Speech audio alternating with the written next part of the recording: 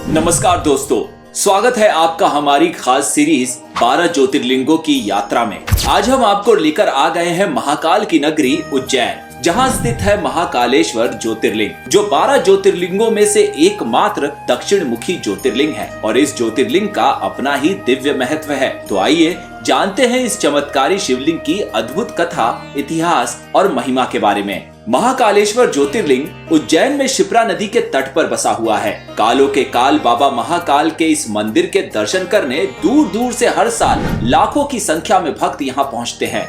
भगवान शिव के इस स्वरूप का वर्णन शिव पुराण में भी विस्तार से मिलता है। ये एकमात्र ऐसा ज्योतिर्लिंग है जो दक्षिण मुखी है। यही वजह है कि तंत्र साधना के लिहाज से इसे काफी अहम माना जाता है, क्योंकि तंत्र साधना के लिए दक्षिण मुखी होना जरूरी है। मंदिर में एक प्राचीन काल का कुंड भी है। यहाँ स्नान करने से पवित्र होने और पाप व संकट नाश होने के बारे में भी कहा जाता है। महाकालेश्वर मंदिर 3 खंडों में है। नीचे वाले हिस्से में महाकालेश्वर स्वयं है, बीच के हिस्से में ओंकारेश्वर और ऊपर के हिस्से में भगवान नागचंद्रेश्वर हैं। भगवान महाकालेश्वर के गर्भगृह में माता पार्वती, भगवान गणेश एवं कार्तिकेय महाराज की मूर्तियों के दर्शन किए जा सकते हैं। पौराणिक कथा के अनुसार प्राचीन समय में महाराजा चंद्रसेन नाम के राजा उज्जैन में राज करते थे। राजा चंद्रसेन भगवान शिव के परम भक्त थे तथा उनकी प्रजा भी भगवान शिव की पूजा किया करती थी। एक बार पड़ोसी राज्य से राजा रिपुदमन ने चंद्रसेन के महल पर आक्रमण कर दिया। इस दौरान दूषण नाम के राक्षस ने भी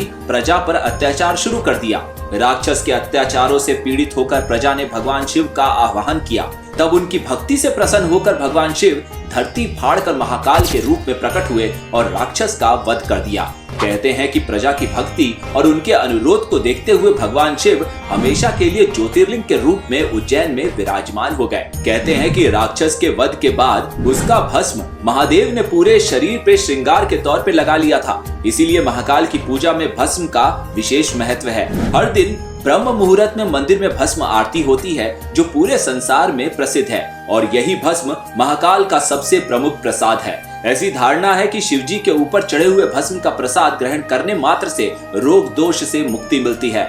भस्म तैयार करने के लिए कपिला गाय के गोबर से बने कंडे, शमी, पीपल, पलाश, बड़, अमलतास और बेर के पेड़ की लकड़ियों को एक साथ जलाया जाता है। इस दौरान उचित मंत्रोच्चार भी किए जाते हैं। इन चीजों को जलाने पर जो भस्म प्राप्त होती है उसे कपड़े से छान लिया जाता है। इस प्रकार तैयार की गई भस्म भगवान शिव को अर्पित की जाती है। ऐसी मान्यता है कि भस्म आरती के दर्शन मात्र से भक्तों के जीवन में सकारात्मकता आती है और शिव कृपा प्राप्त होती है। आपको बता दें कि महाकाल के नगर उज्जैन के महाराजा स्वयं महाकाल है, इसलिए यहाँ कोई भी राजा रात नहीं गुजारता, अन्यथा मान्यता है कि वो अपनी सत्ता खो देगा। आज भी देश के प्रधानमंत्री या मुख्यमंत्री रात को यहाँ नहीं रुकते।